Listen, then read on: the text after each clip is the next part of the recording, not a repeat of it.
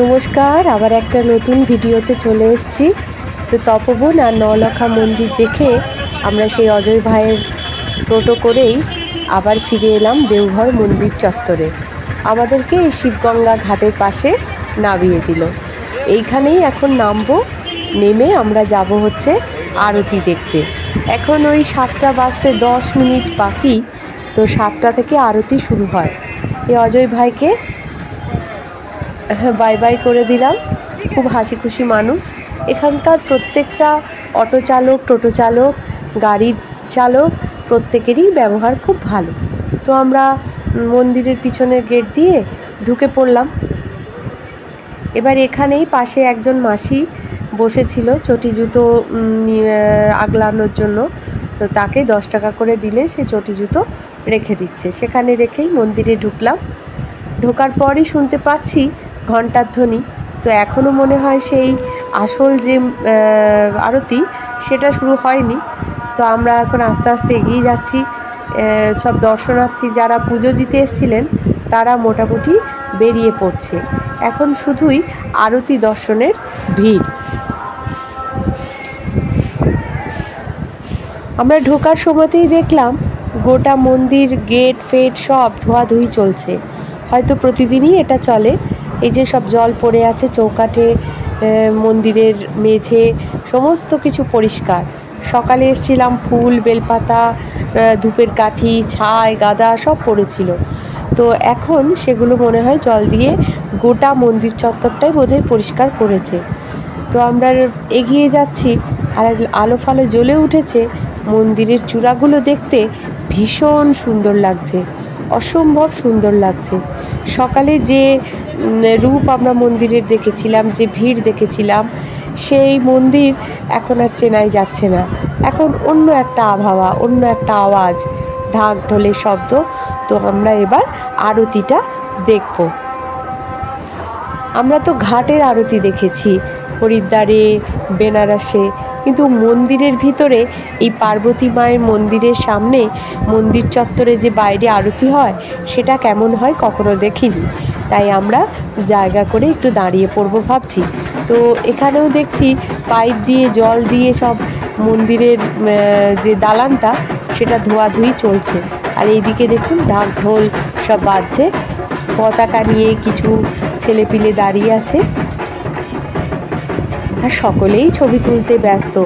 সমস্ত দর্শনার্থী চায় যে এই সন্ধ্যের যে মনোরম পরিবেশ সেটা একটু ক্যামেরাবন্দি করে রাখতে। আর বাবার মন্দিরের চূড়া আর মায়ের মন্দিরের চূড়াগুলি আলোতে রঙিন হয়ে উঠেছে। কোনোটা সবুজ রঙের চূড়া, কোনোটা লাল রঙের চূড়া। বিভিন্ন মন্দিরের চূড়াগুলি বিভিন্ন রকম লাইট দিয়ে সাজানো। অসম্ভব সুন্দর লাগছে এই সন্ধ্যের পরিবেশটা।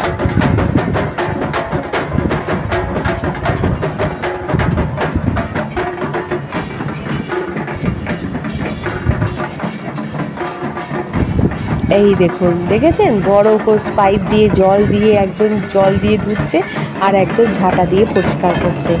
সন্ধ্যাবেলায় ছড়াঝাড় যেটা বলি আমরা, সেটাই আর কি। পুরো মন্দির চত্বর, মন্দির প্রাঙ্গণ সমস্ত জল দিয়ে পরিষ্কার করে ধোয়া হচ্ছে। কোথাও কোনো স্লিপারই নেই, কিন্তু সব ঝাঁটা দিয়ে জল দিয়ে পরিষ্কার করে ধুচ্ছে। তো এবার আরতি মনে হচ্ছে শুরু হবে। অনেক দর্শনার্থী জমায়েত হয়ে গিয়েছে। চলুন এবার একটু আরতিটা দেখে নিই।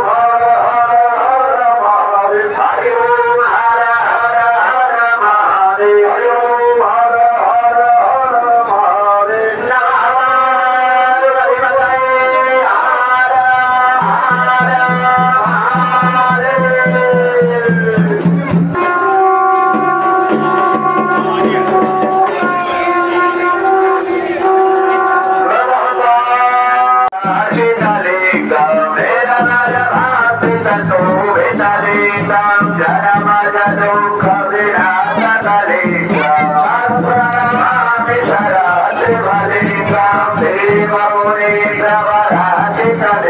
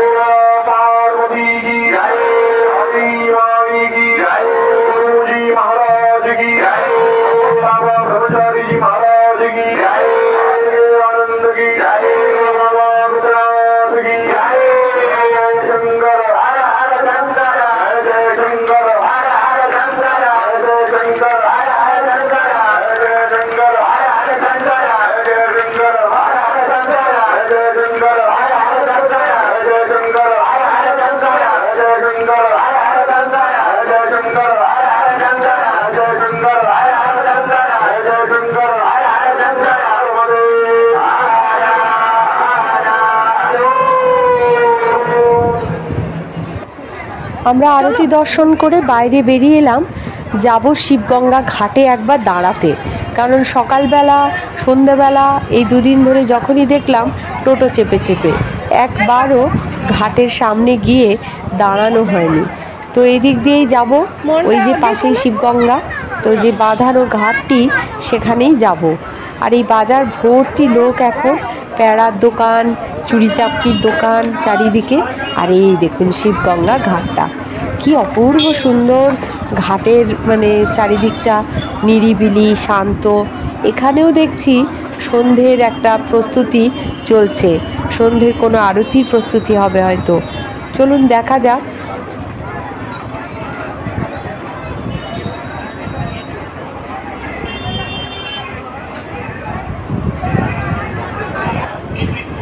এই যে ঘাটটার সামনেটা, হ্যাঁ এখানেও একজন পুরোহিত দাঁড়িয়ে রয়েছেন, মনে হচ্ছে আরতি হবে। তো দু একজন পুণ্যার্থী দর্শনার্থী এখানে বসেও আছেন, অনেক মায়েরা বসে আছেন। আর ছেলেটি আমার আগেই চলে এসছে, এই যে এখানেও আরতি হচ্ছে। চলুন দেখে নিই একবার আরতিটা চট করে।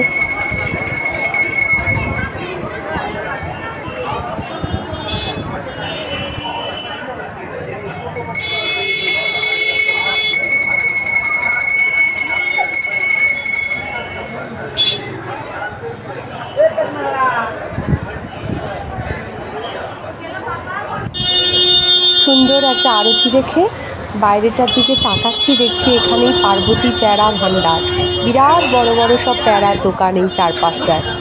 এগুলোও দেখা যাচ্ছে এই ঘাটের সামনেতে দাঁড়িয়ে। তো এই ঘাটের বাকি অংশটুকু যে আরতি ছিল সেটাও আমাদের দেখা হয়ে গেল। খুব সুন্দর, একজন পুরোহিত মশাই এই আরতিটা করছেন। তাই শিবগঙ্গা ঘাটে সন্ধ্যাবেলায় মনোরম দৃশ্যটাও আমাদের দেখা হলো, আবার আরতিটাও দেখা হয়ে গেল। এখানে যে আরতি হয় সেটা আমরা একদমই জানতাম না, সেটা একেবারেই এখানে অদ্ভুতভাবে এলাম বলেই দেখতে পেলাম। নিচে এই যে জলের ওপর পিলার দিয়ে এখানে একটা মঞ্চ মতো করা আছে সিমেন্টের, সেখানেই আরতিটা হচ্ছে। খুব অল্প সময় হলো, 5-7 মিনিটের মধ্যেই আরতি কমপ্লিট, কিন্তু বেশ ভালো লাগলো।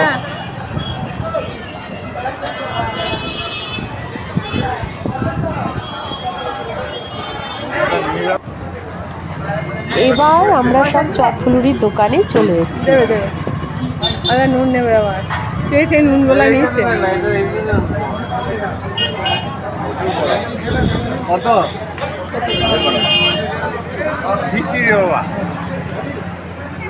বাবা খাওয়াতে পারবে না নাকি?